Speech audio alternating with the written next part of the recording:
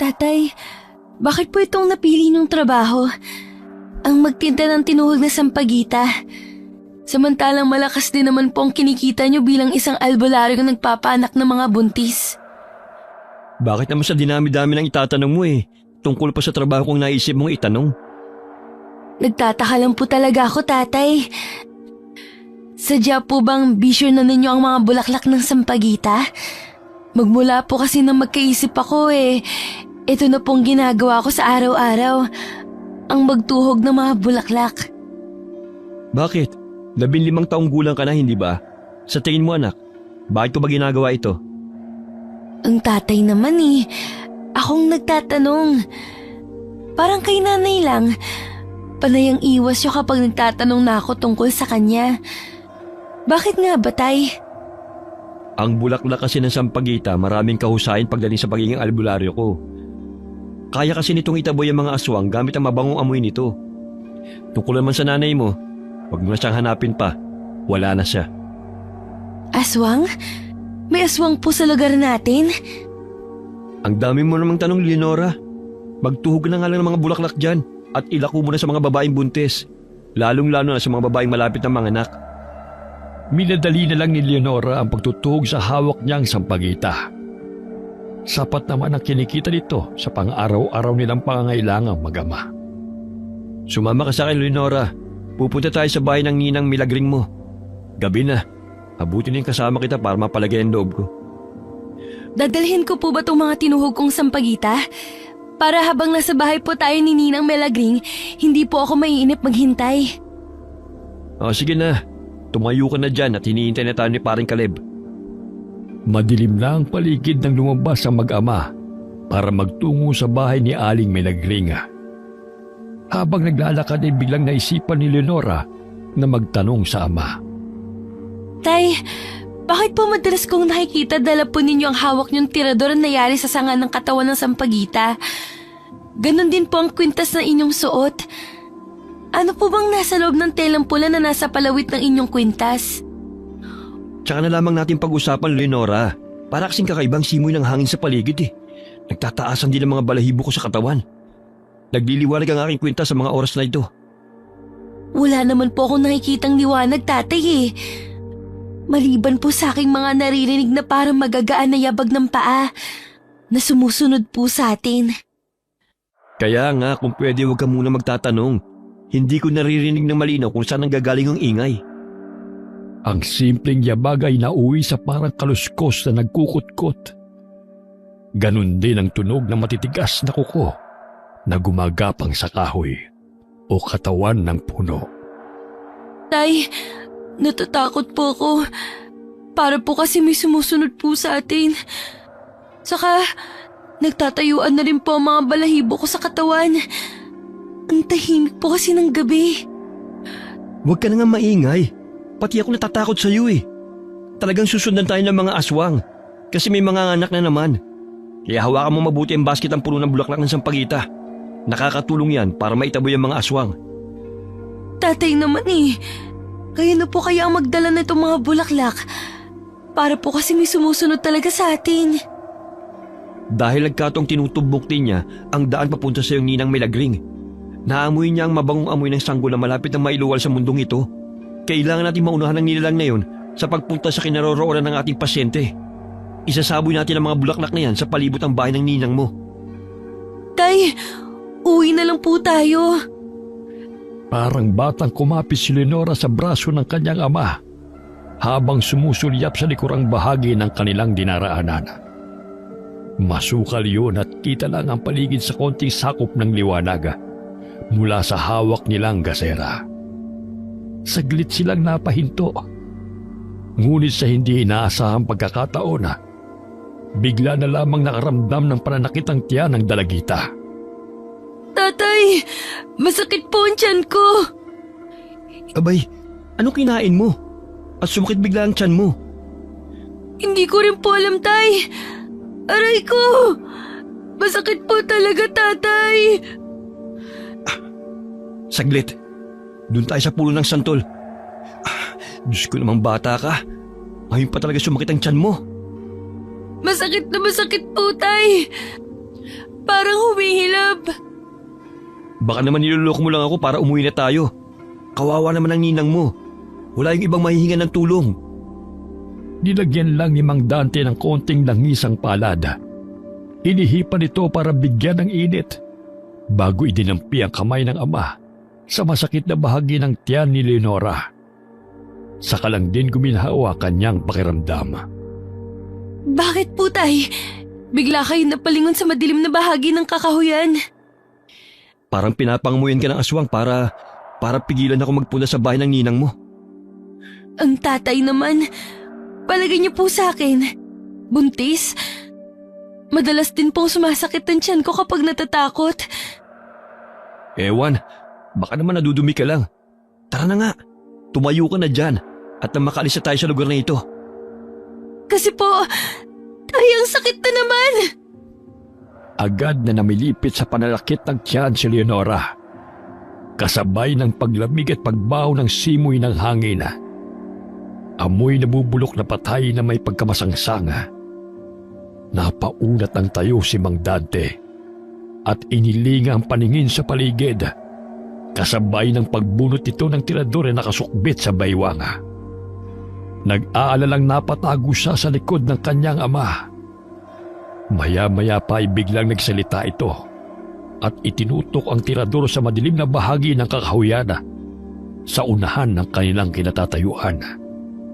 Lumabas ka! Kung sino ka mang nagtatago sa dilim! Hindi ko hahayaan magtagumpay ka sa mga binabalak mo! Lumabas ka bago kita patamaan ng hawak kong tirador! Tay, sinong kausap mo? Wala naman po akong nakikita.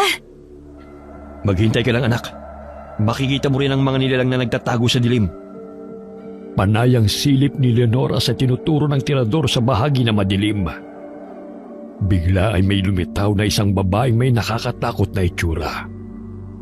Magulo ang buhok, maitim ang mga mata, marumi ang suot na damit na sumasayad hanggang lupa. Akala ni Leonora, isang tao lamang ang makikita niya. Pero mula sa likuran nito, ay lumabas pa ang mga kasamahan nito. Tay, sino sila? Bakit marurumi ang kanilang mga damit? Ganon din ang kanilang mga ngipin na halos lumabas na sa kanilang mga bibig. Ang kuko naman nila halos umabot na isang dangkal ang haba. Ganon din ang mga braso nila. Tay, hindi sila mga normal na tao. Ito na nga ang sinasabi ko eh. Ang makaharap ang mga lintik ng mga aswang na ito, nakasama ka, Leonora. Hindi po natin malalabanan sila isa-isa. Ang pinuno lang nilang dapat nating asintahin. Kaya mo bang tumakbo papunta sa bahay ng ninang mo? Kaya po, Tay. Kaya lang hindi ko po kayo iiwan dito. Huwag ka na magmatigas pa. Gawin mo na lang ang inuutos ko. Tay, tumakbo na lang po tayo. Kung totoo mga aswang nga ang mga yan, umalis na po tayo. Napakatigas talaga ng ulo mo. O sige, diyan ka lang sa likuran ko ah. Huwag na huwag kang hihiwalay sa akin. Naiintindihan mo? Opo, Tay. Habang umaatras ang mag-ama, ay paabante naman ng lakad ang mga aswang na nasa harapan nila. Lahat ay nakangisi at nakahandang sumugod anumang oras. Pagmasdan mo kung paano sila galit na galit sa paglusob sa atin. Pero hindi nila magawa. Sa tulong ng mutya, meron akong liwanag na tanging ako at ang kalabang ko lang nakakakita. Tay, bigla pong naputol ang braso ng kanilang pinuno at kasama po nilang sumusugod sa atin. Basta kumapit ka lang sa akin, hindi na tayo masasaktan. Protektado tayo ng mutya ng sampagita. Nang makita ng dalawang kakayahan ng aswanga, ay napatras si Mang Dante. Nag-aalala itong napatingin sa mukha ni Leonora. Hindi ko akalaing makakasagupan natin ang kamag-anak ng manananggal na kung tawagan ay aswang dikit. Kailangan masinda ko sila gamit ang tirador ko. Tay, para lalo lang silang natuwa. Humahakbang po sila papalapit sa atin. Natatakot ako, Tay. Hindi naman sila mga ordinaryong aswang eh. Paano natin sila lalabanan? Hanggat nasa tabi kita, hindi ka nila masasaktan. babalik lang sa kanila ang mga pag-atake nila sa atin. Huwag ka matatakot. Dahil kapag natakot ka, lalo lang sila magiging masaya. Muling nakaramdam ng pananakit ang tiyan si Leonora. Sakit na nakakaubos ng lakas at nakakapagpigil ng hininga. Kaya't napahiga na siya't bumagsak sa lupa habang namimilipit. Bigla na lamang nakarinig ng matitilis na pagtawa mula sa pinuno ng mga aswang si Leonora. Sa kabila ng pananakit ng kanyang tiyana, ay nadaragdagan naman ang kirot ito dahil sa pag-iingay ng pinuno ng aswang.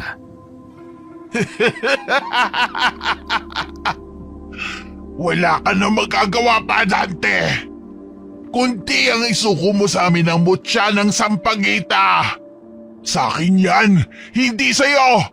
Kung hindi mo isusuko ang mutya, lalo ko lamang paparusaan ang anak mo. Tay, bakit kilala ka niya? Aray, ang sakit po talaga, Tay. Tiisin mo muna. Ginagamitan ka lang niya ng hipnotismo. Kaya tumayo ka, lumaban ka. Matagal na kami nag-aaway dahil sa mutya ng sampagitan na nasa akin. Kaya ipakita mo sa kanya hindi kanya kayang maapektuhan. Kahit sobrang sakit ang tiyana, ay nagawang tumayo ni Leonora. Gamit ang natitirang lakas, sinalubong niya ng masamang tingin ang titig nito. Doon lamang napansin ni Leonora ang isang braso ng aswanga na malayang nagpapalipat-lipat sa bawat punong madadaanan nito, na para bang naghahanap ng pagkakataon kung paano sila aatakihin.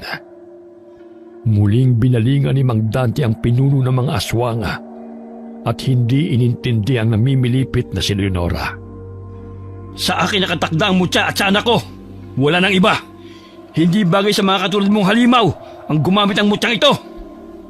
Kalokohan! Kung ganun kailangan na ninyong mamatay. Sige mga kasama, ipakita ninyo sa hunghang na Dante na yan na hindi niya dapat na kinakalaban ng ating lahi. Sugod!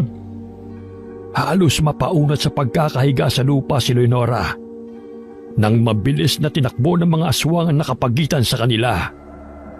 Kitang-kita rin niya ang punong-puno ng determinasyong nilabanan ng kanyang ama ang mga sumusugod na aswang.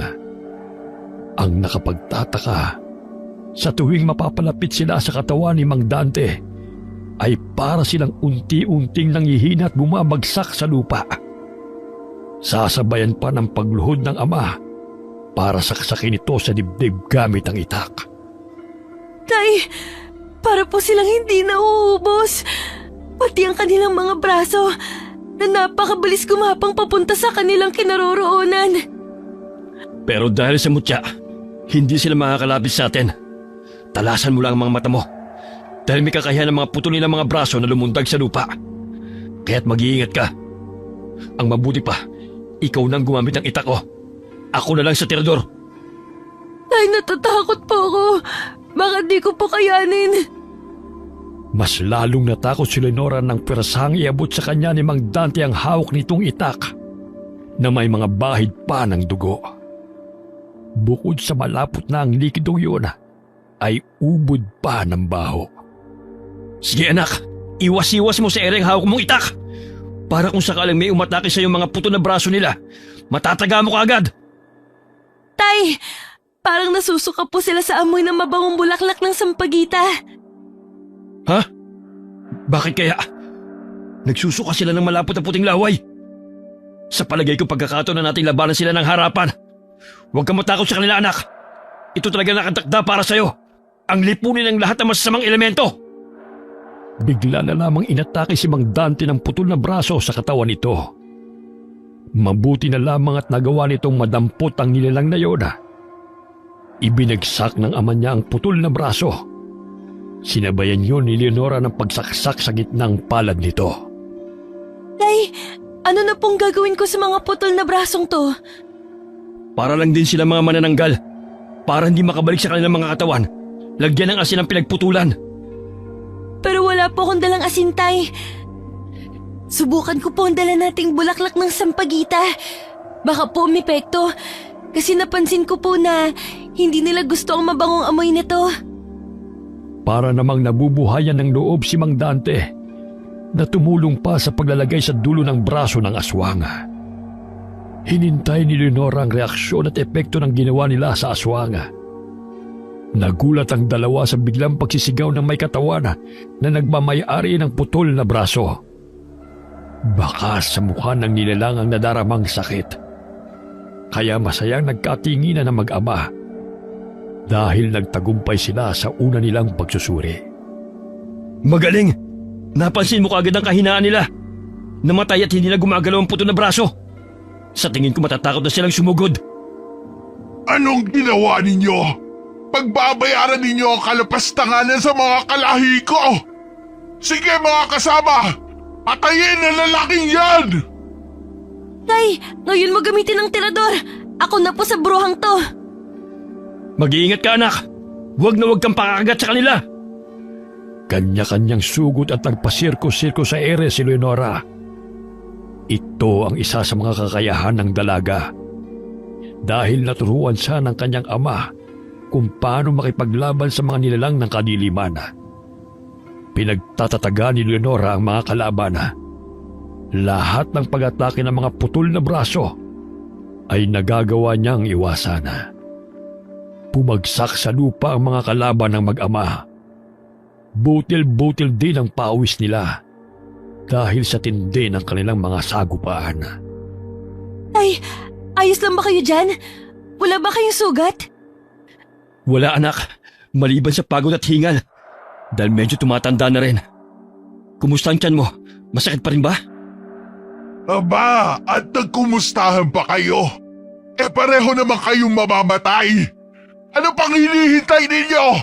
Atakihin na ninyo ang mga taong kumakalaban sa ating mga lahi! Masakit ng tiyan ko. Pero kailangan ko pang lumaban ng ganito. Anak! Sa likod mo! Dumadagundong ang boses ni Mang Dante nang makita nito ang papaataking aswang sa likod ni Leonora. Naging maagap naman sa pagkilos ang dalaga at nasalo ng itak ang tumalong braso para sana atakihin siya.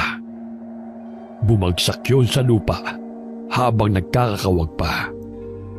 Tinarak niya ang itak sa palad nito at hindi pa siya nasiyahan. Inikot-ikot pa niya ang itak na nakatusok rito. Ang ama naman niya ang naglagay ng sampagita sa mismong sugat ng braso. Sa takot ng ibang tauhan ng aswanga, nagsipulasan ito at kumaripas ng takbo. Naghanap ng madilim na sulok na kanilang pagtataguan. Maaaring nagtagumpay kayo ngayon sa pagpatay mo sa mga kasamahan ko. Gaganti ako, humanda ka! Mapapasakin din ang mutya! Iyon ay kung magagawa mo pang magtagumpay. Ngayon alam ko na ang kontra sa inyo. Hindi rin kayo pwedeng abutan ng sikat ng araw. Pati ang iba mong mga kasama na nawalan ng mga braso, mamamatay rin sila dahil wala na ang mga braso nila. Tama ba? Anak, gano'n ka kasigurado sa mga sinasabi mo? Hindi ba sabi niyo wala silang iniwan sa mga manananggal? Sa pagkakaalam ko po, pareho ang epekto at kakayanan nila. Saka tingnan niyo, nagbago ang ekspresyon ng kalaban natin. Nangangahulugang, tama ako, Tay. Alintek! Isasama ko na rin ang anak mo, Dante, sa mga papatayin ko! Kukunin ko sa iyo ang mutya! Mapapasakamay ko rin ang anak mo! Ipapalasap ko sa kanya ang kaparusahan sa pagpatay niya sa mga kasama ko! Sa halip na pakinggan ng mga sinabi nito, ay nagpakawala pa ng bala sa tirador si Mang Dante na ikinabuwal ng isa pa nilang kasamahan. Mabilis na naglaho ang mga kalaban sa madilim na bahagi ng kakahuyan. Talagang nagulat ako sa pinakita mong galing sa pakikipaglaban. Siguro'y panahon na para mailipat sa iyo ang mutya ng sampagita. Hindi ko po matatanggap yan, Tatay. Natatakot pa rin naman po ako kanina.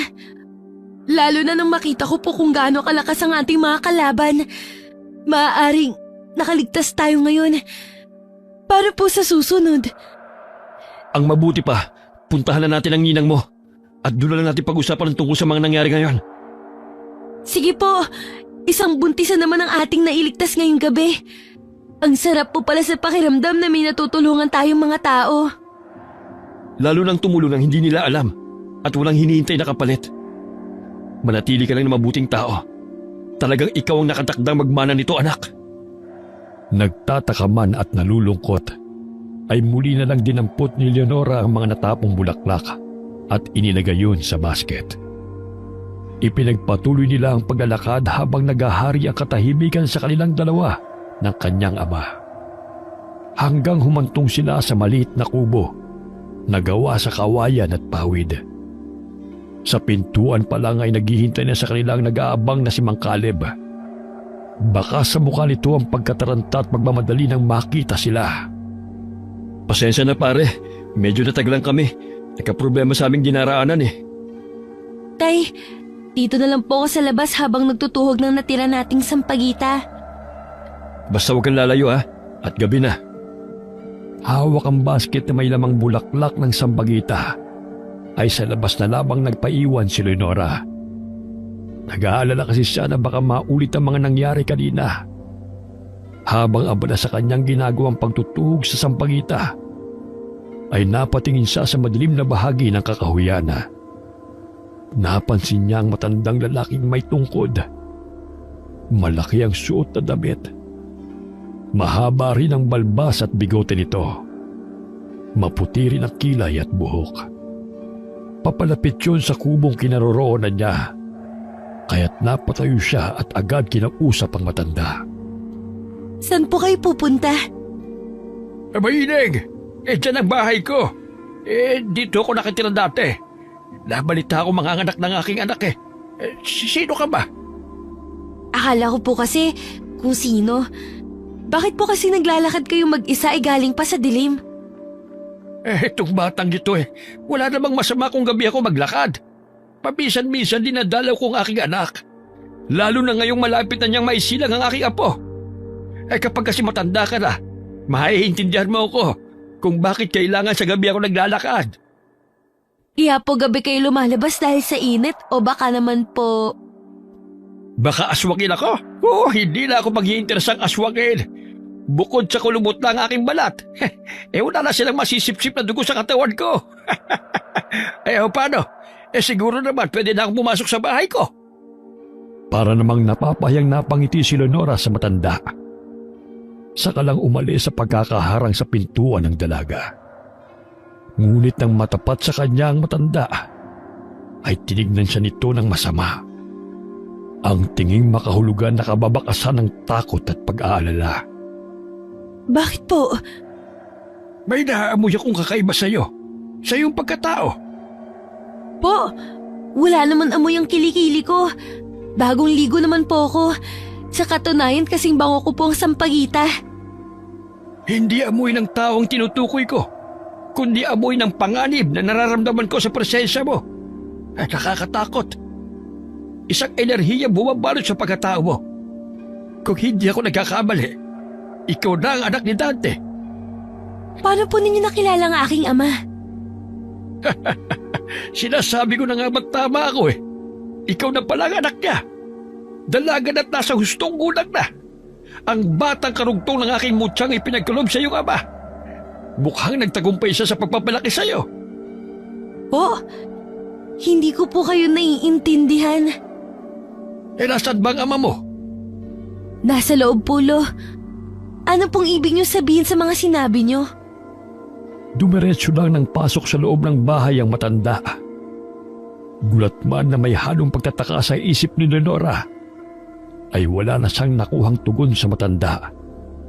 Sa halip ay lumampas ito sa kanya at iniwanan na lang siya ng may kakaibang ngiti na parang nagdulot sa kanya ng kalituhan. Binabati kita, Caleb. Lalaking panganay mo. Lolo, napadalo ka. Ang tagal po nating hindi nagkita. 15 taon na magmula nang ipasa ko sa iyo ang aking mutya para makita ko rin ang aking apo. Hindi ko akalaing makikita ko ang anak mo. Matalinong bata at lumaki na may paggalang sa kapwa. Sinunod ko lang po ang bilin nyo. Ang alam ko po talagang ako at ang aking anak ang inyong tunay na sadya. Marahil ito na po ang tamang pagkakataon.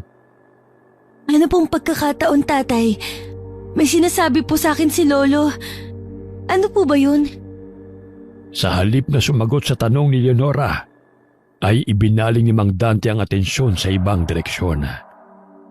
Baka sa mukha nito ang takot nang makita siya. Lumikot din ang mga mata nito habang nag-aalalang napapatingin sa kanya. Naramdaman din niya ang tensyong nararamdaman ng ama batay sa pagkakatingin nito sa bagong dating na matanda. Lolo Castor, pasensya na po pero wala pang alam ang aking anak. Kaya ako na lang po munang bahala kung mausap sa kanya.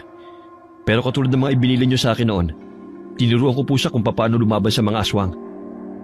Kailan mo pa sasabihin sa kanya? Kapag bahuli na ang lahat at nasa panganib na? Ano po yun, Tay?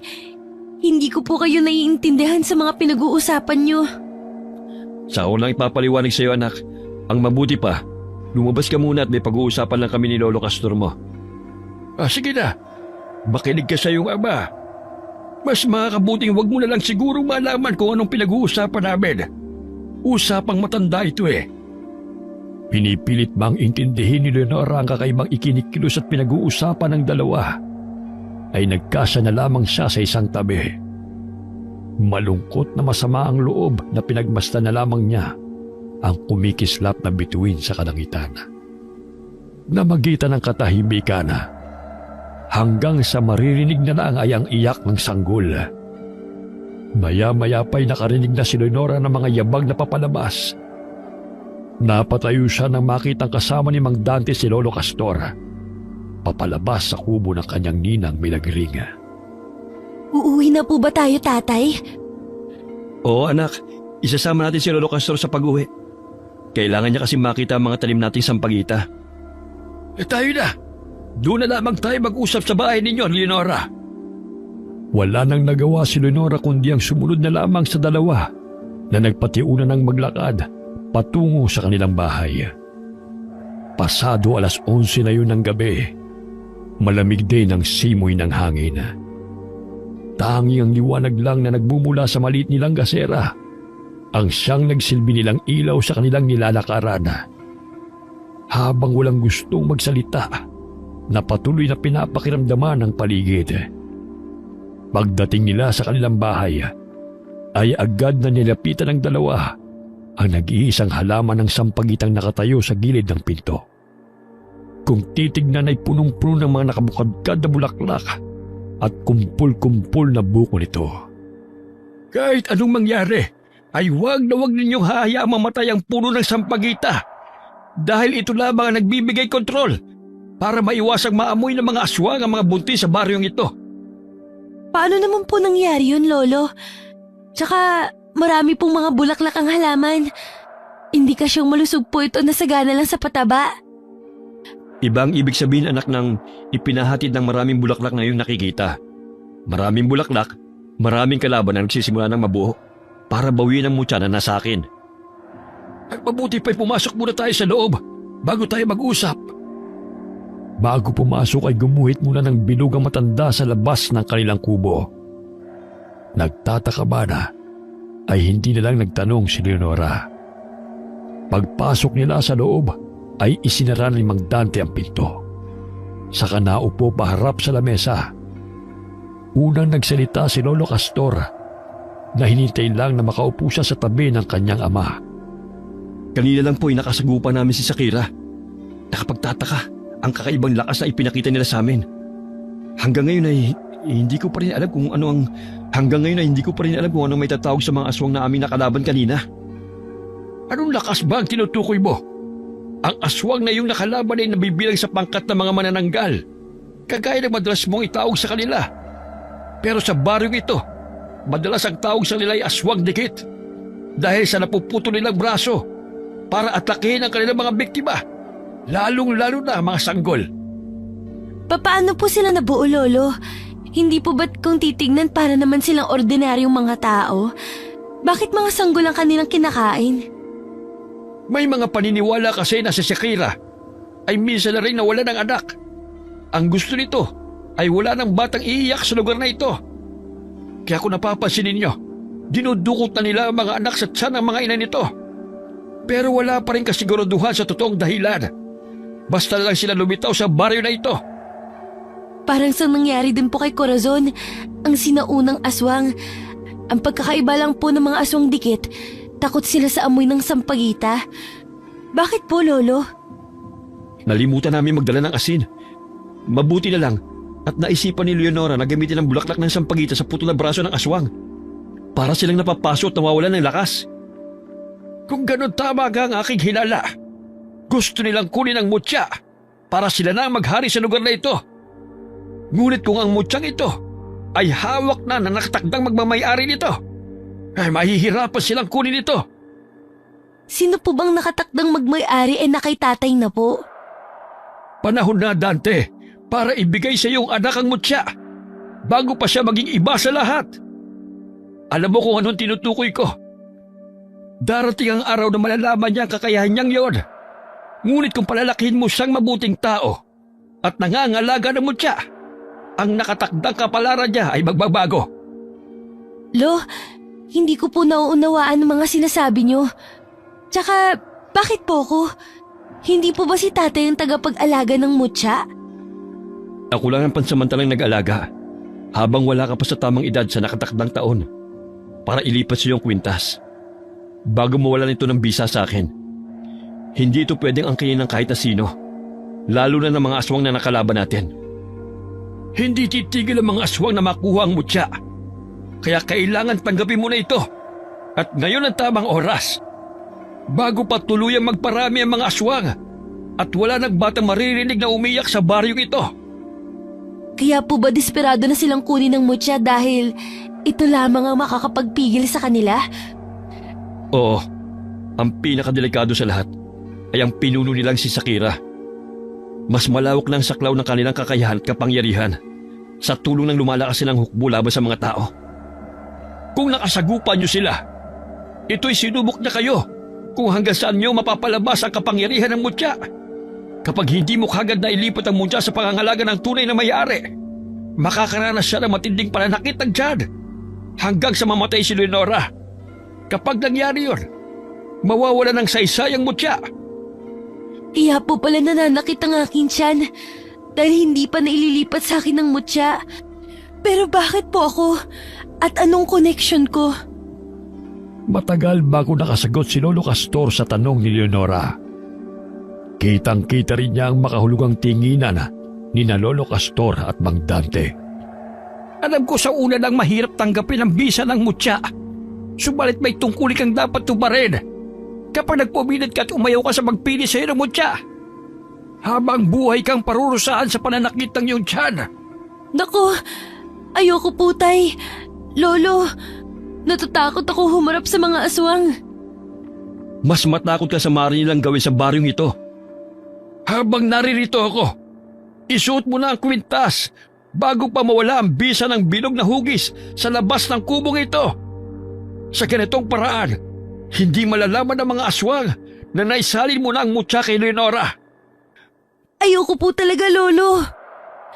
Wala ka nang magagawa, anak, kundi ang ilipat ang nakatakdang kapangyarihan ng mutya sa iyo. Sa ayaw at sa gusto mo. Dahil kung hindi mo gagawin yon, unti-unti tayong papatay ng aswang na pilit umaagaw sa mutya.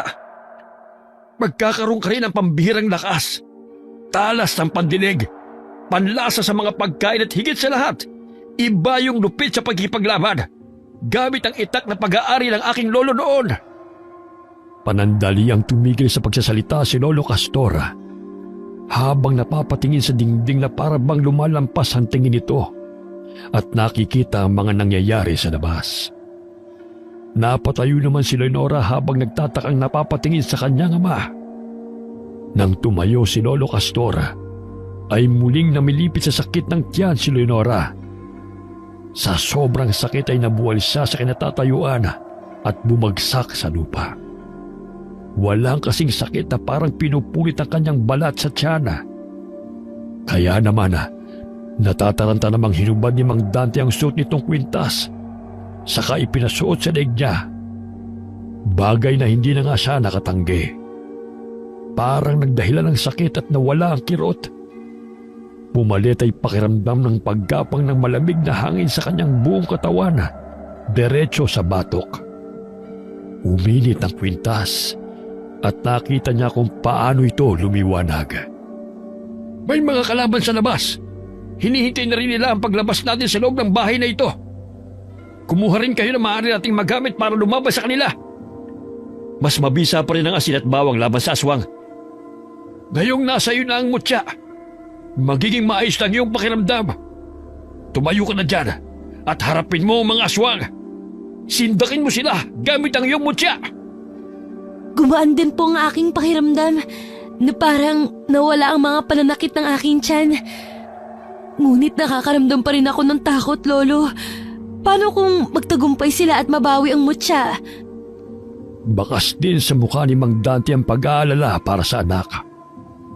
Mahigpit at punong-puno ng determinasyong nahawakan ni Leonora ang puluhan ng itak ng mahigpit. Pagkatapos ay lumabas na ang matanda sa kubo, kasunod si Mang Dante. Mukhang nagtatago lamang sila sa dilim. Ihanda ninyo ang inyong mga sarili. Alam kong alam na ni Leonora kung gaano karami ang kalaban ngayon. Naamoy ko po ang mabahong singaw ng hangin mula sa kakahuyan. Pati ang kaluskus ng mga putol nila mga braso sa damuhan at mga sanga ng puno, Lolo. Ang pinuno nila, nakatingin sa ating kinaroroonan. Lumabas na sila, Lolo Castor. Lahat sila walang kaliwang braso. Sa kanang braso naman nila, may mga hawak silang mga itak. Mukhang pinaghanda nila ang gabing ito para patayin kung sino man ang nangangalaga sa mutya. Dumating na sila, ang mga aswang dikit. Sabay-sabay na nagsipagsugod ng mga kalaban hanggang sa loob ng kanilang bahay. Sinalubong yun ng sipa ni Leonora at kapag bumagsak sa lupa itinutusok niya ang itak sa dibdib nito. Si Mang Dante naman ang tagasaboy ng asin sa bawat aswang na masusugatan ni Leonora. Dahilan para magkikisa ito at sumusuka ng malapot na laway na kulay puti. Lason sa kanilang asin at amoy ng sampagita. Kaya lalong naulul si Sakila sa tindi ng galit para sa dalaga. Hindi ako makakapayag na mawalan ng saysay ang pagbuwis ng buhay ng mga kasama ko para sa mutya. Nag-uumpisa pa lang ang laban. May mga ilang aswang na nakapasok sa loob ng ating bahay. Ako nang bahala sa kanila. Mabilis na kumilos ang dalaga at nagawa nitong atakihin ang mga aswang gamit ang hawak na itak. Lahat ng asintahin ni Leonora ay bumabalandra sa dingding papalabas ng bahay. Nangingisay na parang hindi kinakayang sakit na nararamdaman ito. Idagdag pa ang kasunod na pagsaboy ng asina. Kasama ng mga aswang na bumabagsak sa lupa ang dingding ng kanilang kubo. Sumunod naman ay ang malagagambang pag-atake ng mga putol na braso. Gumagapang na mabilis sa lupa. Humahaba rin ang mga kuko na siyang ginagamit ito sa pag-atake sa kanila. Ngunit dahil sa tulong na rin ni Lolo Castor, ay hindi ito nakakalapit sa kanila. Tirador at asin naman kay Mang Dante. Tay, parang hindi po sila nauubos. Mas lalo po silang gigilis sa pag-atake. Dahil sa mutya, anak, gusto nilang makuha ito sa iyo. Kaya bilisan mo ang mga mata mo sa mga putol na braso. Baka mahablot nila ang kwintas sa leg mo. Mukhang mapapalaban din ako. Sa bandang yun naroon ang mga kalaban. Hindi tayo magpapatinag sa kanila. Lalaban tayo! Nabubuhayan ng loob na muling sumugod si Leonora sa kinaroroonan ng pinakamaraming aswang sa bandang kaliwa. Nagpasirko-sirko sa era si Leonora at sa bawat pagtapak niya sa lupa ay kasabay din itong bumabagsak ang mga putol na braso. Habang walang tigil sa pagkawag, tatalunin niya yon gamit ang itak kaya halos bumaon sa lupa ang kanyang sandata. Bigla na lamang naputol ang braso ni Sakira. Gumapang yon patungo sa kinaroroonan ni Dante. Mabilis at punong-puno ng lakas na tinumbok ng mga kamay na yon ang ama ni Leonora. Nahawakan ang binti ni Dante at pakaladkad na nahila patungo sa kinaroroonan ng nakangising si Sakira. Mukhang oras ko ngayon. Wala na pala sa iyo ang mutya, Dante. Napakaswerte ko naman. Mukhang magpapaalam ka na sa iyong anak. At sa iyong inutil na kakamping matanda. Tay! Lumaban kayo! Huwag kayong pahihila sa putol na braso, Tay! Sige lang anak, huwag mo akong alalahanin. Diyos ko po, hindi ko inaasahan na ganito na pala kalakas ang pinuno nila. Pagmasdan ninyo kung paano ko wawasakin ang katawan ng lalaking ito. Unti-unti kong sisirain ang laman loob niya. Pagmasdan mo! Lo, tulungan po ninyo si Tatay. Baka patayin siya nito. Pero napapalibutan na siya ng mga tauhan ni Shakira. Wala na tayong magagawa. Hindi! May magagawa pa ako. Babawiin ko sa kanila si Tatay. Walang pag-aalin lang ang binigtas ni Lenora ang daan papalapit sa kinaroroonan ng kanyang ama. Halos mapugto ang kanyang hininga sa nararamdamang takot para sa ama. Pag-aalalang halos ipanginig ng kanyang katawan.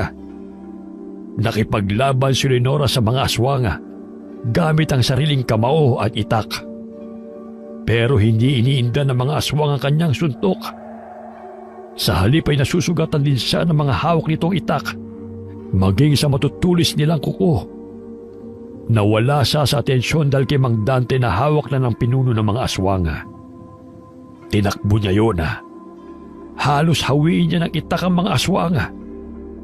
At nang makalapit siya sa kinaroroonan ng ama, dinampot niya ang putol na brasong nakakapit sa katawan ng ama. Subalit lumalaban ang braso na yun hanggang sa mahawakan niya yun ng dalawang kamay niya at ibinagsak sa lupa. Akma na niyang tutusukin yun ay saka naman gumapang ito papalayo. Doon lang para itong napapasong bumalik sa braso ni Shakira. Kusa itong nagdikit. Halos maluhaluhan niyang itinayo ang ama na dumudugo ang binti at braso gawa ng tusok ng kuko. Tay, ayos lang po ba kayo? Oo anak, malayo ito sa bituka. Marami ka ring sugat sa katawan. Ngayong alam kong nasa batang yan ang mutya. Madali ko na palang mapapatay si Dante. Yun ay kung magtatagumpay ka. Huwag kayo masyadong lumapit sa kanya. Mapanganib. Hindi natin alam kung ano pang natatago nilang kakayahan. Pero huli na ang babalang yun ni Lolo Castor para mapigilan ang pagtalo ng putol na braso ni Shakira patungo sa mukha ni Mang Dante. Nakadakot yun sa bibig nito habang nakapasok ang mga daliri. Nagpaikot-ikot si Mang Dante habang pilit na tinatanggal ang braso sa bibig nito. Kitang-kita ni Lenora mula sa kanyang harapan kung paanong pumasok ang braso sa bunganga ng kanyang ama. Halos mapugto ang hininga nito habang nanlalaki ang mga mata ng ama sa pinipigil ang sakit na nararamdaman ito. Gusto niyang pumikit ng mga oras na yon at ituri na isang masamang panaginip lang ang kanyang nakita. Pero nagkamali siya. Lumabas pa nga ang mga daliri nito sa dibdib ng ama. Isinunod ang tiyana at unti-unting winasak ang katawan ng ama. Nabuwal ito sa kinatatayuan at bumagsak sa lupa habang pasigok-sigok. Lumabas din ang maraming dugo sa ilong, bibig at tenga nito habang nakadilat ang mga mata. Dante! Tatay! Tay, sumagot ka, Tay! Gumising ka mo! Kaya mo ba yan, Tatay? Tay! Butasin mo ng tiyan ng iyong ama. Gamitin mo ang iyong itak. Tapusin mo na ang paghihirap niya. Saka mo dukutin ang putol na braso sa loob ng katawan niya. Pero ang tatay, hindi ko po kaya, Lolo. Bilisan mo! Papalapit ang ibang mga aswang! Pero dahil sa nararamdamang matinding galit sa mga nangyari, ubod lakas niyang sinaksak at hiniwa ang katawan ng ama. Mula sa loob ay dinukot niya ang putol na brasong walang tigil sa paghalungkat sa loob ng katawan ng ama. Nang mahawakan niya ito, ay napupuot na nilabas niya yon sa katawan ni Mang Dante. Parang nawawala sa sariling ubod lakas niya yung kinagat. Nang paulit-ulit, madiina at walang pag-aalinlangang nilapa ni Lenora ang putol na braso. dala ng bugso ng damdamin sa pagkamatay ng kanyang ama. Nagulat si Lolo Castor sa matinding galit na ipinakita ng dalaga. Hindi nito akalaing magagawa yon ng dalaga. Nakita ng ibang mga aswang ang ginawa niya. Ngunit sa kamalasan ay nabitiwan niya ang braso ni Shakira. Halos magsisigaw sa sakit ang pinuno ng mga aswang sa ginawang yon ni Leonora. "Huwag! Tama na! Masyado ka nang kinakain ng galit mo! Para ka na ring halimaw kagaya nila!" Inatay nila ang ama ko. Mga hayop sila! Gagawin ko rin sa kanilang ginawa nila sa aking ama. "Huwag, Leonora! Baka mahawa ka ng pagiging aswang nila!" Wala na akong pakialam. Tuturugin kong lahat ng mga aswang na yan. Magbabayad sila! Lumuluhang napatayo si Leonora at pinag-uundayan ng saksak ang mga aswang na humaharang sa dinaraanan nito patungo kay Shakira. Sa halip na matakot, ay nagawa pa nitong tumawa ng malakas. Parang nangaasar dahil nagtagumpay itong mapatay si Mang Dante. Dala ng matinding galit ay pumula ang mga mata ni Leonora. Nakita yun ni Shakira at Lolo Castor.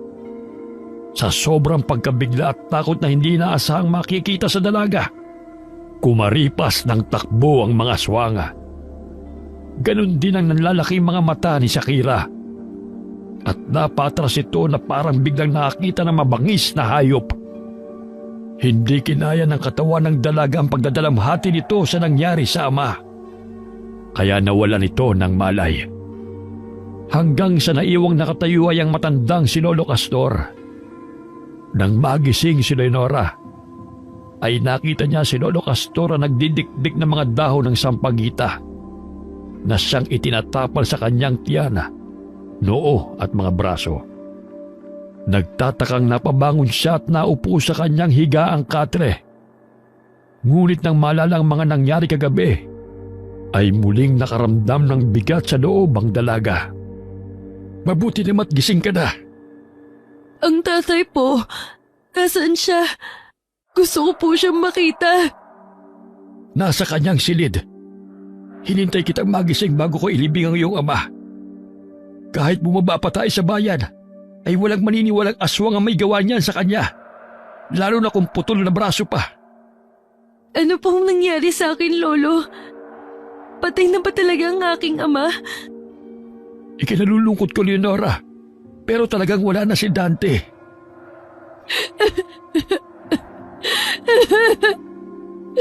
Bakit ngayon pa ito nangyari sa kanya, Lolo? Bakit kayo niyo pa ako iniwan?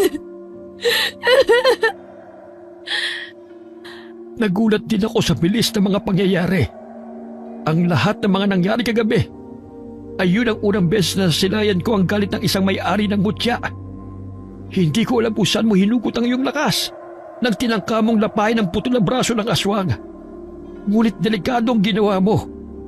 May posibilidad na maaari kang mahawa sa pagiging aswang nila. Ano bang pumasok sa isip mo't ginawa mo yun? Parang nawala po ako sa aking sarili sa tindi ng galit ko, Lolo.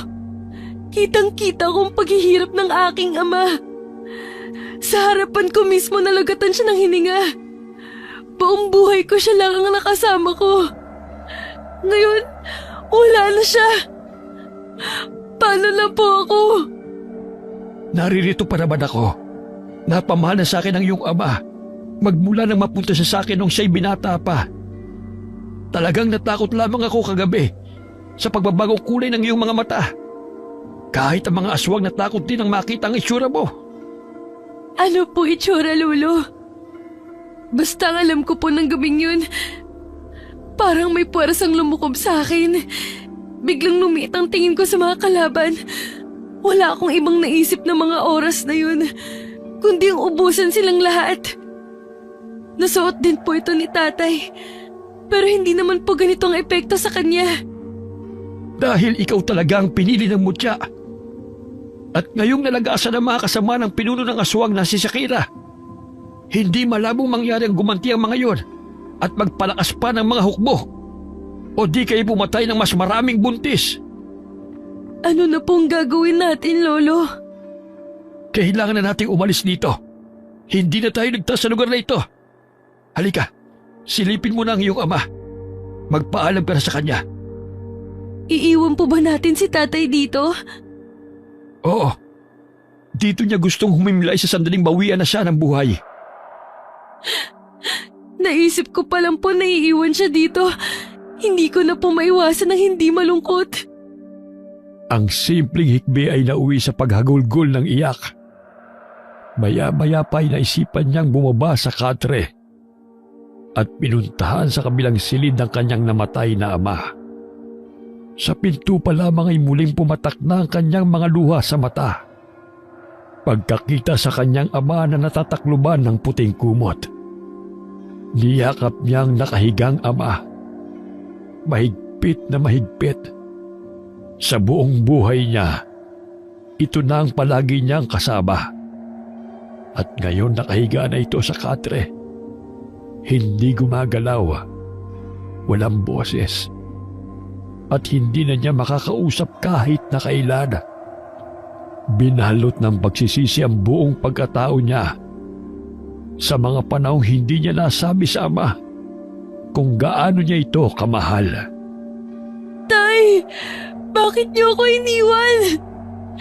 Bakit hindi kayo lumaban? Paano na po ako, Tay? Tatagal mo lang ang loob mo. Naririto lang ako. Hindi kita pababayaan.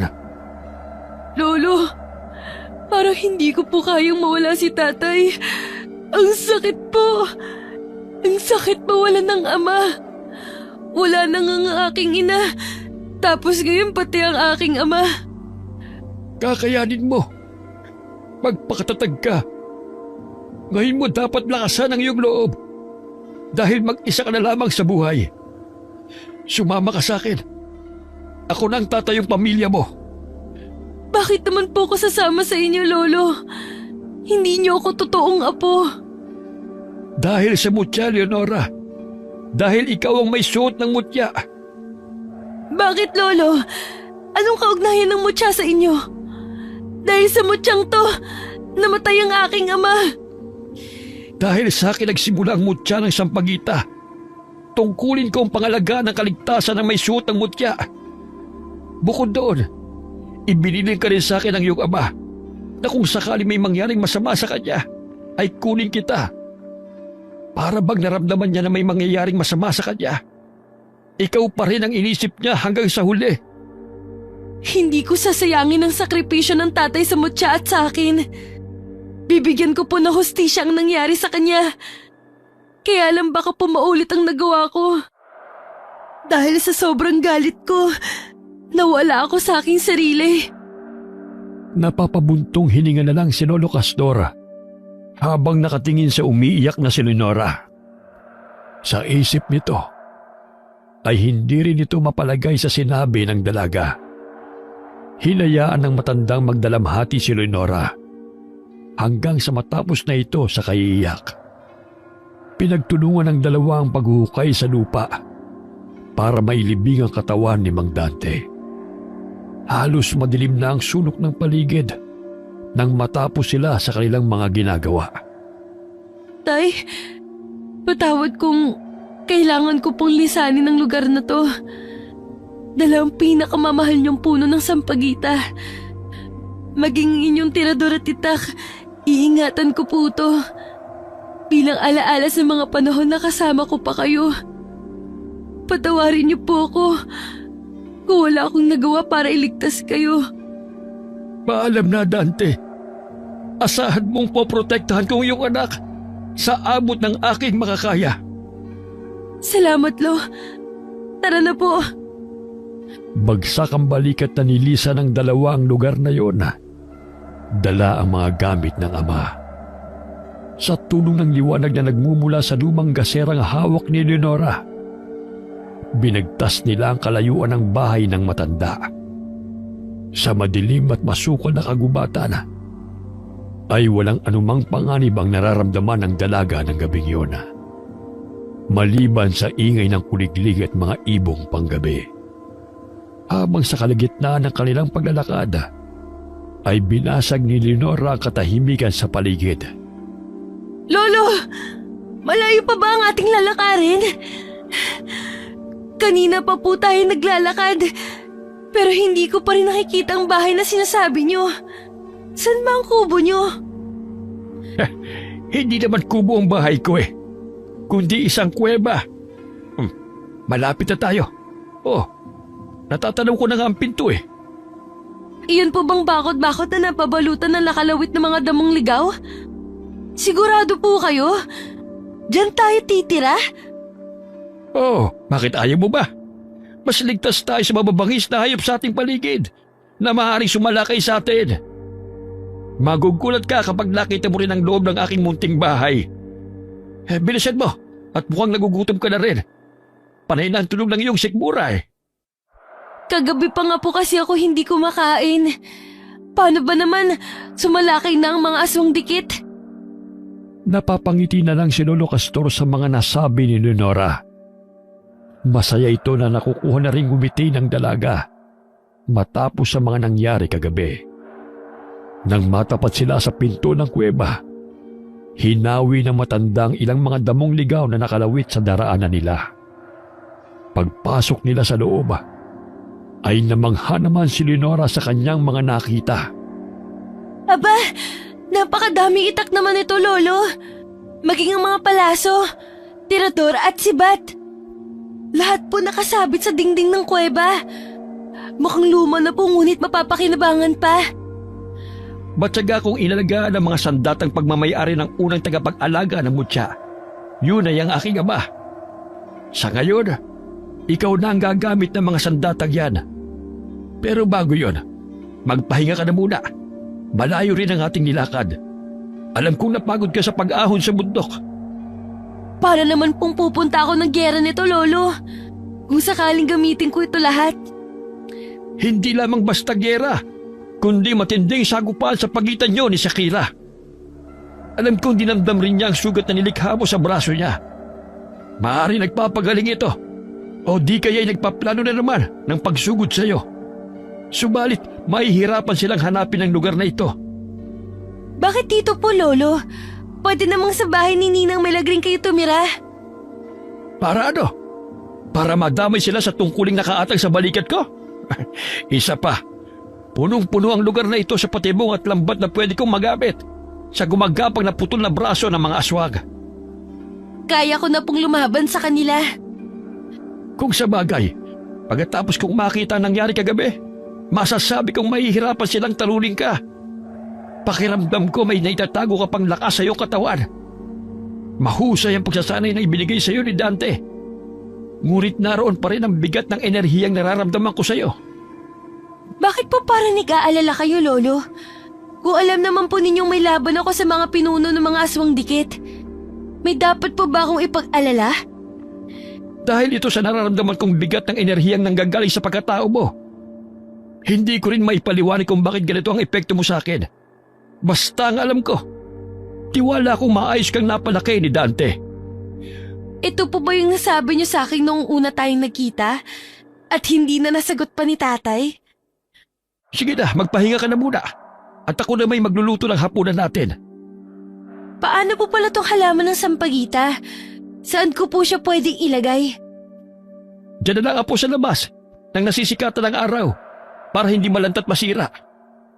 Agad na inilabas ni Leonora ang paso na natataniman ng puno ng sampagita sa gilid mismo ng pintuan ng kuweba.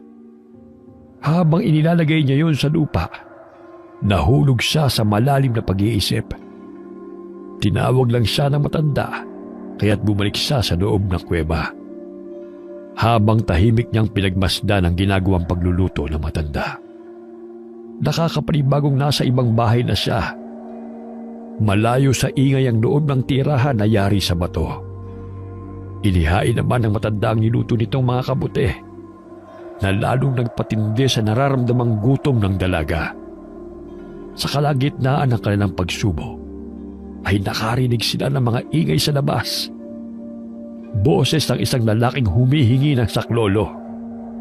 Mukhang may mga taong nalalagay sa panganib. Dalhin mo itong pana para mas madali kang makaatake gamit ito. Huwag mong kalilimutang dalhin ang asin at sampagita. Inuulit ko, Marami nagkalat na patibong sa paligid. Kaya talasan mo ang iyong paningin at pakiramdam. Magdadala pa rin po ako ng itak para kapag umatake sila na malapitan, may panglaban ako. Tayo na! Puntahan na natin! Huwag mong kalimutan ang mga biling ko sa iyo! Mabilis na napatayo sina Leonora at Lolo Castor sa ingay na yon. Kasunod ay babaeng umiiyak. Ramdam ni Leonora ang matinding takot sa boses ng babae. Mabilis at magagaan ang mga hakbang na tinakbo ni Leonora ang pinagmumula ng sigaw at iyak ng isang babae. Nagtago muna siya sa matataas na damuhan ng talahib at sinipat ang kinaroroonan ng kaluskos. Mabuti na lamang at ng mga oras na yon ay pusikit na ang kalat ng liwanag ng buwan sa malawak na damuhan. Sa una ay akala niya ay nanganganak lang ang babae. Habang nasa gitna ng mga hita ang lalaking parang may dinudukot sa loob. Ganun na lang ang pagkabigla niya nang makita ang putol na braso na hinihila ng lalaki sa maselang parte ng katawan ng babae. Wala itong tigil sa pag-iyak. Sanhi ng sakit mula sa pagkakabaw ng mga kuko ng putol na braso. Tinakbo niya ang espasyo na kapagitan sa kanila at itinulak niya ang lalaking nakaluhod. Siya ang humila sa putol na braso na malapit nang madukot ang sanggol sa sinapupunan ng ina nito. Ito na ang katapusan mo, hayop ka! Tusukan mo ng itak sa gitna ng mismong palad niya. Saka natin buhusan ng asin at bulaklak ng sampagita. Ilagay mong natitirang bulaklak sa bulsa ng buntis para hindi siya maamoy ng mga kasama nitong mga aswang. Marahil sa paligid lang ito at pinagmamasdan tayo. Sa tulong ng suot kong mutya, mamatay ka! Gigil at punong-puno ng galit na itinarak ni Leonora ang itak sa palad ng putol na braso. Malakas din ang pagkawag ng kamay nang bumaon ng itak sa palad nito. Lumikha ito ng kakaibang tunog na parang nabutas na plastik. At nang mahawakan niya yun, kumalat ang kaitiman ng balat ng braso na nagmukha ng isang naaagnas at nabubulok na bangkay. Dahil yun sa kapangyarihan ng mutya. Mas lalong dinina ni Leonora ang itak sa palad ng putol na braso. Kahit wala na itong kagalaw-galaw, parang dito niya ibinubuhos ang lahat ng sama ng kanyang loob. Unti-unti ka nang kinikilala ng iyong mutya, Leonora. Kaya lang sa nakikita ko, nagpapatalo ko sa iyong emosyon. Nawawala ang focus mo sa pagkipaglaban. Hanggang maaari itutok mo lang ang iyong atensyon sa mga laban. Tama kayo, Lolo. Hindi ko po talaga napipigilan ang aking nararamdaman. Kayo namang mag-asawa, bakit kung kailang gabi saka kayo lumabas ng inyong tahanan? Buntis pa ang iyong asawa. Matagal bago nakasagot ang lalaki sa tanong ng matanda. Napapayuko na lamang ito. At baka sa mukha ang matinding takot na nararamdaman ito. Kaya na makabawi ng lakas si Leonora, ay napatayo na lamang siya mula sa pagkakaluhod sa lupa. Hindi po yata nila alam na delikado para sa kanila ang gumala pa sa gabi, lalo na kung buntis. Iyan ang mahirap sa tao. Hindi marunong mag-ingat para sa kanilang buhay. Pagkatapos, maghahanap ng taong pagtatambakan ng sisi. Hirap silang maniwala. Gayong nakita na nila, sila na ang magpapatunay na totoong mga aswang dikit. Hindi dapat binabaliw lang ang mga aswang. Ang mabuti pa, sa bahay ko na lang kayo magpalipas ng gabi para magamot na rin ang sugat ng iyong asawa. Ako, Lolo, saan po ako matutulog? Tumabi ka sa buntes. Ang batang ito talaga, isang gabi lang eh. Akala ko po mag-aampon kayo. Sa pagbibiro niya sa matanda at sa paghakbang ni Leonora, bigla siyang nakaramdam ng kakaibang kilabot sa paligid. Lumamig ang simoy ng hangin at nakaramdam din siya ng kaluskos sa paligid. Ganon din ang abnormal na tunog ng mga ibong panggabi. Pinagtaasan ng balahibo sa katawan ng dalaga. Saka nakita rin niya ang liwanag na nagmumula sa kanyang mutya. Parang nauunawa ng kanyang lolo Castor ang kilos ng dalaga. Luminga-linga siya sa paligid. Dali! Kailangan madala na natin sila sa kuweba! Lolo, ang mag-asawa ay hatid niyo sa kuweba. Ako na pong bahala rito. Ha? Hindi pwede! Hintayin mo ako rito, ha? Bilisan niyo, Lolo! Nasa paligid ng mga aswang. Maaari silang madamay kapag hindi natin sila naitago. Mukhang ipinain lang ang butis sa atin para lumabas tayo sa ating pinagtataguan. Aray ko, Lolo! Ang sakit ng braso ko! Parang nakaramdam po ako ng pagkarot na hindi ko maipaliwanag. Gawa siguro sa pagsaksak mo sa puto na braso kanina. Hindi ka patuloy nakakabawi ng lakas. Lolo, sige na po! Dalhin niyo na sila! Agad na sumunod ang matanda na halos kalad ka rin ang mag-asawa patungo sa bukana ng kuweba. Muli namang pinagmasdan ni Leonora ang madilim na bahagi ng kakahuyan. Ilang saglit lang ang pinalipas ni Leonora ay dumating na si Lolo Castor. Dala ang sibat ay iniumang yon sa madilim na bahagi ng kakahuyan. Mukhang nakikiramdam lang sila, Lolo. Alam na alam nila kung paano tayo lalabanan. Iba ang kutob ko. Ikaw talaga ang puntirya nila. Nararamdaman ko ang kanilang presensya. Kung saan nakatutok ang inyong sibat. Maging ang mga putol na braso nila na nasa itaas ng mga puno. Parang naghihintay sa utos ang pinuno nila. Diyos ko, hindi ko alam na ganito nakalakas ang ating kalaban.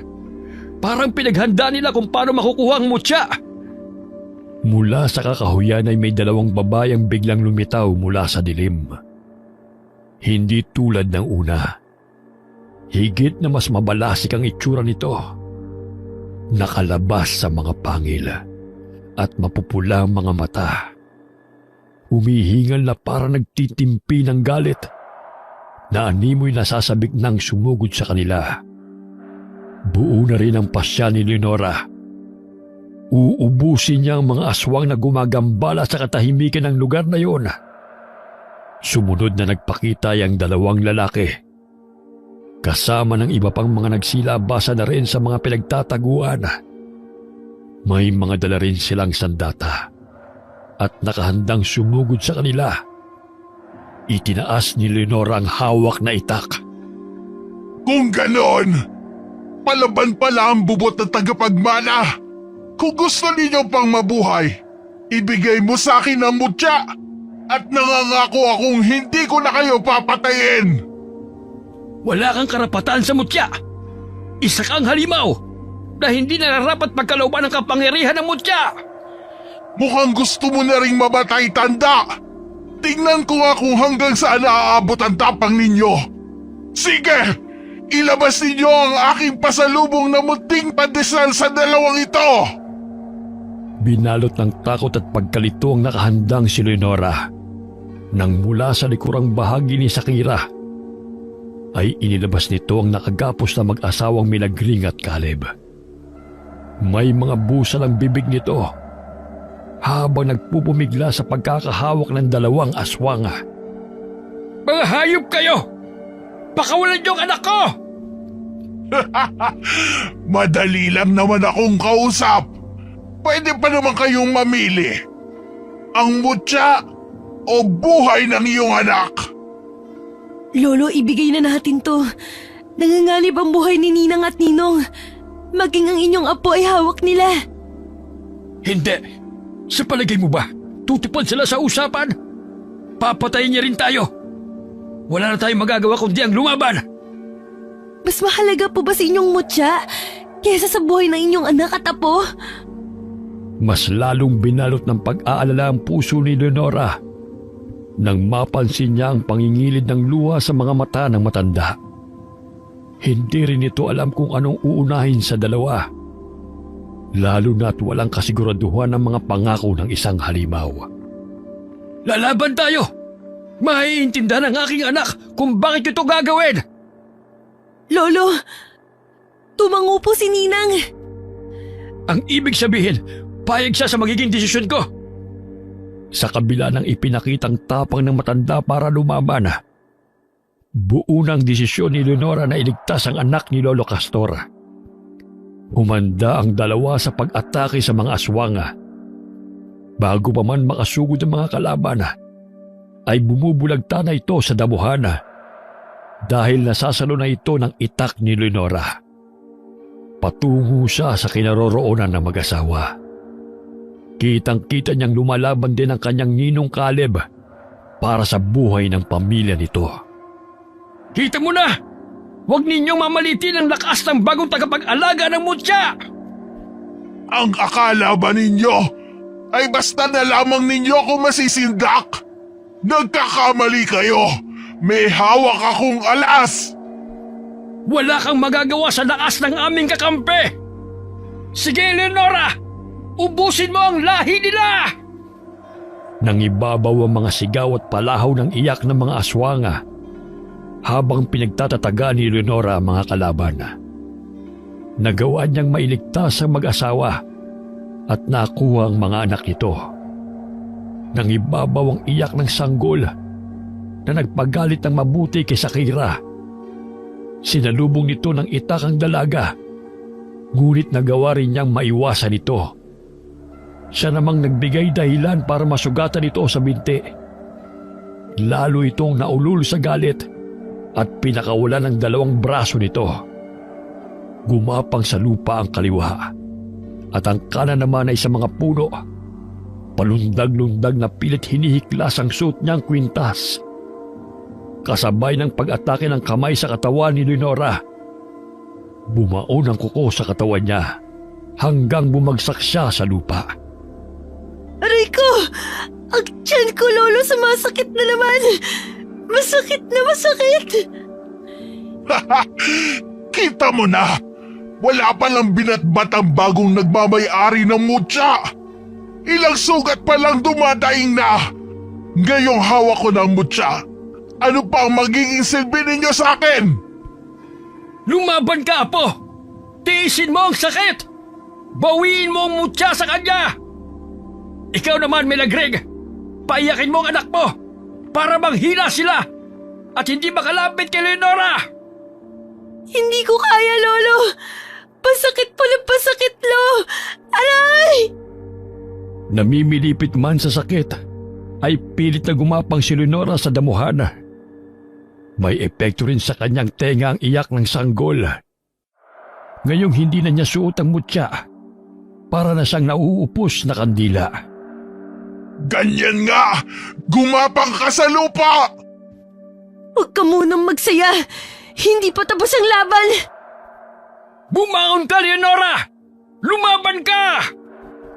Narinig ng dalaga ang mga yabag ng paa ni Shakira na papalapit sa kanya. Wala itong tigil sa kasisipa sa kanyang sikmura hanggang kapusin siya ng paghinga. Ngunit nagulat ang lahat nang sa pagtihaya ni Leonora ay biglang humiwalay ang kanyang mga braso sa kanyang katawan. Nakabuka ang bibig at nanlalaki ang kanyang mga mata habang pinagmamasdan ang sarili niyang mga braso na kinukuha ang mutya sa kamay ni Shakira. Katulad ka namin? Paano nangyaring? Lolo! Ngayon lumalakas na ang boss ng iyak ng aking apo. Maaalala ni Shakira kung sino ka ba talaga sa buhay niya. Isuot mo ang mutya dahil iba ka sa kanila. Kahit nalilito'y nakita pa ni Leonora ang pagdikit ng kanyang naputol na braso sa katawan niya. Yun ang dahilan kung bakit nananakit ang kanyang tiyan kapag hindi niya suot ang mutya. Totoo mong ina si Shakira.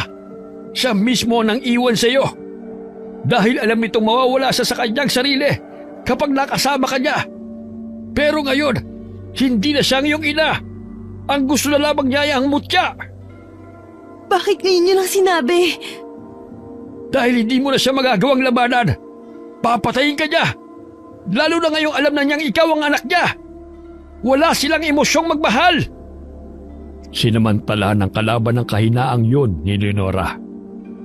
Kitang-kita ng dalaga kung paanong humiwalay sa katawan ni Shakira ang dalawang braso nito sa balikat. Gumapang yun papalapit sa kanya. Tama si Lolo Castor dahil nagsimula na itong umatake sa kanila. Nahawakan siya noon sa binti. Kaya naramdaman niya ang masakit na pagbaon ng kuko nito sa kanyang balat. Bumulwak ang dugo kung kaya kinuha niya yun at pilit inaalis ang kamay sa binti niya. Si Lolo Castor naman ay abala sa pakikipaglaban din sa mga kamay na putol na pinagtutulungan siyang kalabanin. Lolo, umalis na kayo! Tumakas na kayo pakiusap! Isang pagkakamali ang kalabanin ako! Ah! Lumaban ka! Hindi na siya ang iyong ina! Niyakap na niya ang kasamaan! Bigla ring lumuwag ang pagkakakapit ng putol na braso ni Shakira sa binti ni Leonora. Dahil suot niya ang mutya, hindi rin natanggal ang kanyang braso. Sa halip ng hina ang katawan ni Shakira, nang lumapat sa kanyang katawan ang putol na braso nito. Naluluhang dinampot ni Leonora ang kanyang tirador at inasintang naangising si Shakira. Mamatay ka ngayon sa bagsik ng aking bala! Kung tatama ka! Gawin mo na! Inakala ni Shakira na hindi ito tatablan ng tirador ni Leonora. Nang tamaan ito sa dibdib ay nagkikikisa ito. Bumalik din ang mga naputol na braso sa balikat nito. Akala ni Leonora na napuruhan niya si Shakira. Pero sa pagbangon nito, ay tumalon ang braso nito sa kanyang kinaroroonan. Bumaon ang kuko sa kanyang balikat. Kaya sa galit ay natakbo ni Leonora ang kinaroroonan ng kalaban. Hinawakan niya ito at dinampot ang kamay ni Shakira sa balikat niya. Siya mismo ang naglagay sa bibig nito.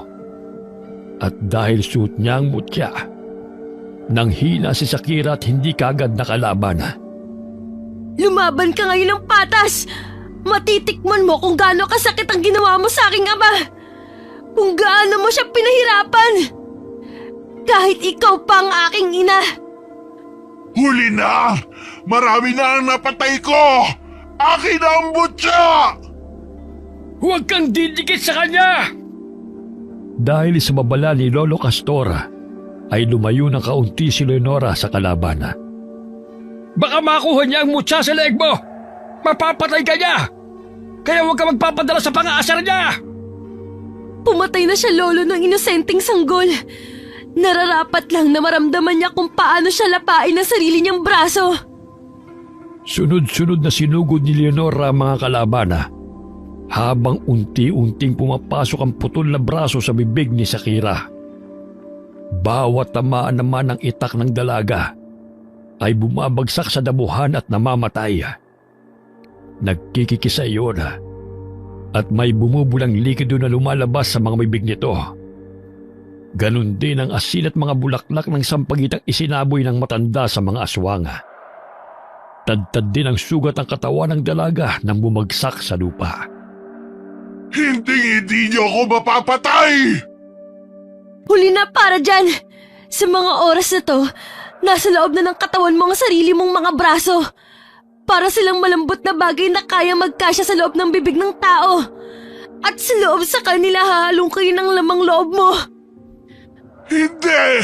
Hindi pa ako talo sa lamang ito! Naglabasan ng dugo sa bibig at ilong nito. Habang ang mga braso nito ay nasa loob pa rin ng tiyan nito. Kasabay ng bukang liwayway, nasunog ang katawan nito at ng iba pang mga kasamahan nito. Napuno ng sigawan ng boses na nasasaktan. Ang ibang aswang naman na tumakas ay nahuli ng mga patibong at doon na rin nalagutan ng hininga. Hindi mo hinayaang mawala ng saysay ang pagkamatay ng iyong ama. Ang pagkakapaslang kay Dante, binigyan mo ng halaga ang mga sakripisyo niya. Binabati kita, Leonora. Nagtagumpay ka. Nakapagligtas ka ng buhay.